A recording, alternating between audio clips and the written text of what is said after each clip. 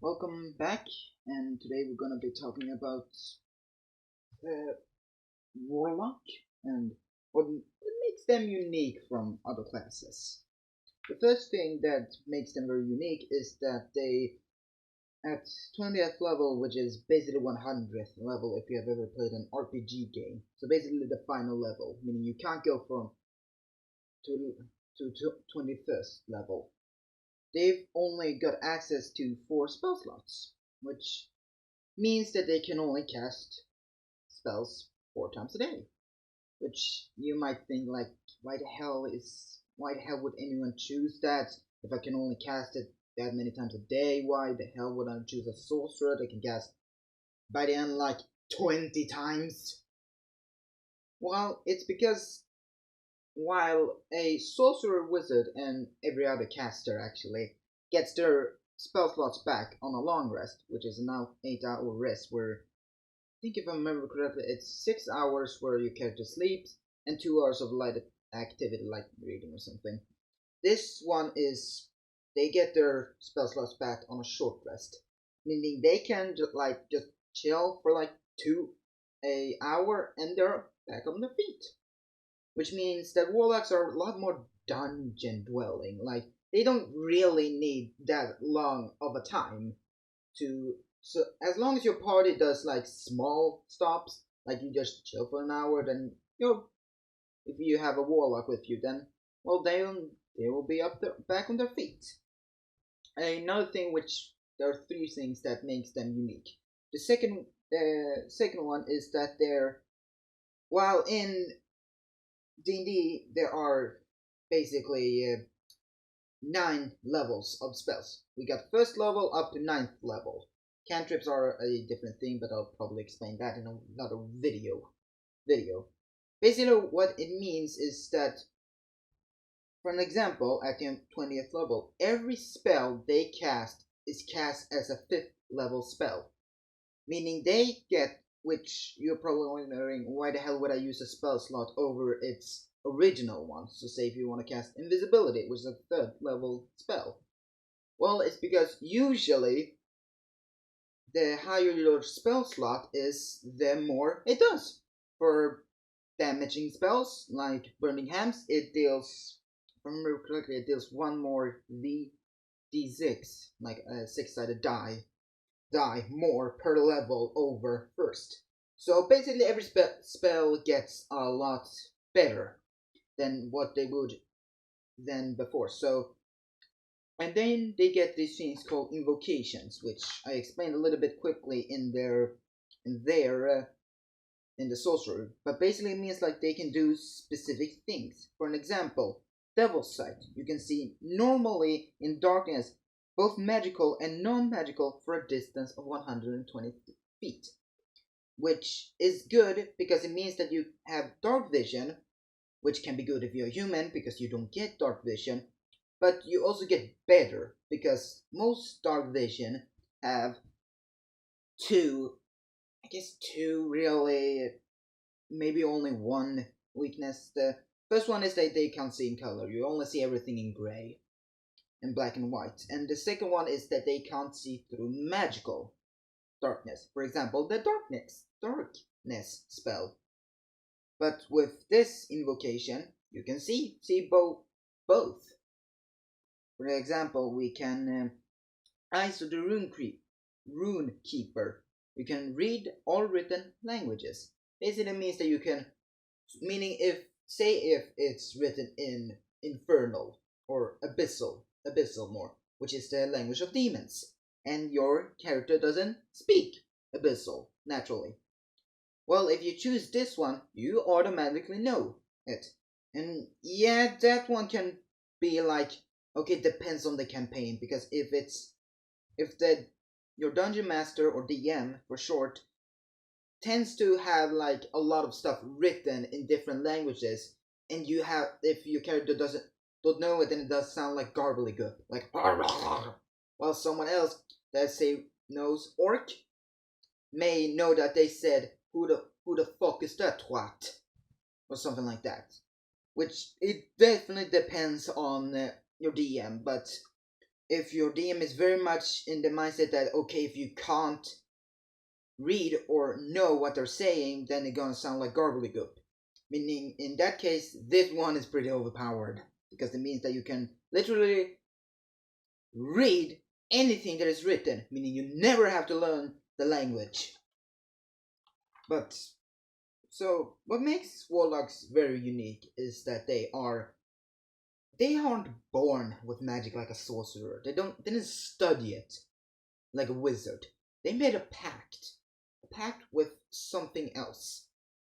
And there are more than, in more expansion books, they count more like a hexblade, where you have made a pact with a magical weapon, or a celestial, or an angel for short. But within the player's handbook, there are three. There is the pact of the archfey, basically a fairy, the fiend, basically a devil, and yeah, there is a difference between a devil and a demon. Devils tend to be more the traditional, like Lucifer. They tend to be a little more tricky. Demons are more just chaotic monsters that they don't really make pacts with anyone. They just, if they see someone, they're dead. Well, a devil may be like, okay, you working for me. So, and the Great Old One, which, if you have ever read a H.P. Lovecraft book, to explain it quickly, a Great Old One is a monster between realities that is the manifestation of human insanity. So basically a lot of psychic and mind shenanigans with that one. But before that, you get Eldritch Invocation at 2nd level. Then you get a Pact Boon, which your patron gives to you. And then you can choose between 3 packs. There is Pact of the Chain, meaning you know the spell Find Familiar, which basically gives you a little bit of an animal companion. And it expands it so you can have a little imp, like a mini devil, a little dragon. Basically, it expands it so you can have a little bit more like of a supernatural being, meaning you don't have to have a hawk or a rat. Now you can have a little demon or a baby dragon. So basically like small magical beings. Pact of the Blade is basically you can conjure up a weapon from, like, you just reach your hand out and boom, there's a sword there. And you can dismiss this and summon it as a bonus action, just like with the Sorcerer's Wings. But the funny thing is that if you really find, say, a magical sword that you really like, then, well, you can spend 1 hour to create a ritual where the Pact of the Blade changes from the blade you had, the weapon you had before, to the new one. So yeah, you don't have to worry about, oh, I have found a cool magical sword, but I can't use it because I can't summon it. Well, don't you worry, you can. And if it's in with a certain distance, it'll also disappear. Then there's the Pact of the Tome. You get access to a grimoire, also called the Book of Shadows. Basically, it means that you can choose 3 cantrips from any class spell list, which is pretty busted, because that means that you can choose the Vicious Mockery cantrip, which is only bards actually learn it, without ever having to take a level in it. So yeah, you can choose 3 cantrips from any spell list, and they classify as Warlock spells for you, meaning they'll go off your charisma, because that's the Warlock's spellcasting. It's just a quick one so you know which ones. For Wisdom, it's Druid, no, not technically Paladin, they're Charisma. It's Cleric, Druid, and Ranger. They draw from Wisdom. While a Wizard, and later there is a 13th class called the Artificer. I can explain pretty quickly. It's basically a magical tinkerer. You basically make small magical items, like, which are called infusions. I may do a little bit more in-depth guide to them, but because I don't have, well, technically got access to it on the internet. But yeah, basically, so I can probably do a separate one, but yeah. So you get access to some spells, and you can, if you ever lose the Book of Shadows or your Grimoire, you can perform a 1-hour ritual to basically summon it back, get it back. But now we'll go more towards your pact. First is the Archfey, meaning you are made a pact with a lord or lady of the Fae, which are fairies basically. They are dicks, basically. They tend to steal stuff, so you get an expanded spell list, meaning you get some spells that you wouldn't originally get, which are very much like, okay, sleep, calm emotions, dominate person, greater invisibility. Basically, a lot of these spells are like, oh, tricking person. It's basically illusion magic. So you can summon your Fae, your patron, and they'll be in, and if they fail to resist the charm, they are charmed, meaning they'll do anything that you tell them to do for a certain up to your next turn. Then you can teleport. So basically, to explain pretty quickly the Archfey, basically a lot of your abilities you get are basically a lot about tricking people. You can charm them. You can teleport. Basically, you're tricking with people. You're just messing around, which can be pretty fun. Then there's the Pact of the Fiend, which is pretty much the classic Warlock. Like you have made a pact with a demon. Whether that's Lucifer or, say, one of the archdevils, an archdevil as Asmodeus, the king of devils. And you get spells like Burning Hands, Command, Blindness, Deafness, Scorching Ray. Basically, you get a lot of fire-based spells. You get Dark One's Blessing, where basically you get some HP back every time you kill someone, which I always flavor as you just ripping their soul out and getting some HP back from that. You got Dark One's Own Luck, where you can basically manipulate a little bit of luck. You can gain resistance to one type you choose, but you have to take a long rest before you can choose another one.